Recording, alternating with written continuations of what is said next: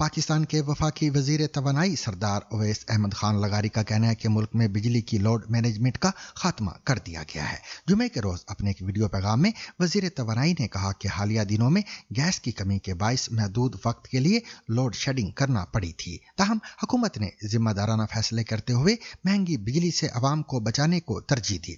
वजीर तवानाई ने यह भी बताया कि ये लोड शेडिंग किसी कोताही, किसी निजाम के फाल ना होने या बिजली की पैदावार की सलाहियत ना रखने की वजह से नहीं, बल्कि बिजली पैदा करने के लिए जो गैस चाहिए वो ईरान अमेरिका जंग की वजह से मौसूल ना होने की वजह से हो रही थी। ओवैस अहमद खान लगारी ने यह भी बताया कि निजाम की बेहतरी के लिए बर वक्त इकदाम किए गए हैं और पन बिजली की पैदावार में नुमाया इजाफा हुआ है। लोड शेडिंग आप एक्सपीरियंस कर रहे हैं 6-7 साल बाद, जब नवाज शरीफ साहब की हुकूमत ने लोड शेडिंग का इख्तिताम किया था, उसके बाद पहली दफ़ा ये हो रहा है।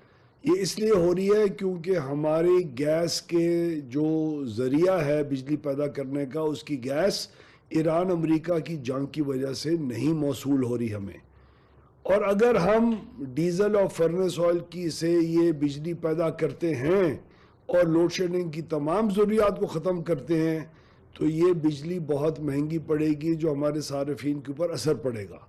और गैस का हमारा जो हमने स्पॉट के ऊपर महंगी गैस ख़रीदनी पड़ी क्योंकि कतरी गैस नहीं आ सक रही थी आप लोगों की सहूलत के लिए, वो अल्हम्दुलिल्लाह कल पाकिस्तान के अंदर पहुंच चुका है और उसके पहुंचने के बाद बिजली की लोड शेडिंग का अब ख़ात्मा हो चुका है। अल्लाह हमारी ट्रांसमिशन लाइंस और तमाम चीज़ों को कायम दायम रखे और किसी आफत से बचाए।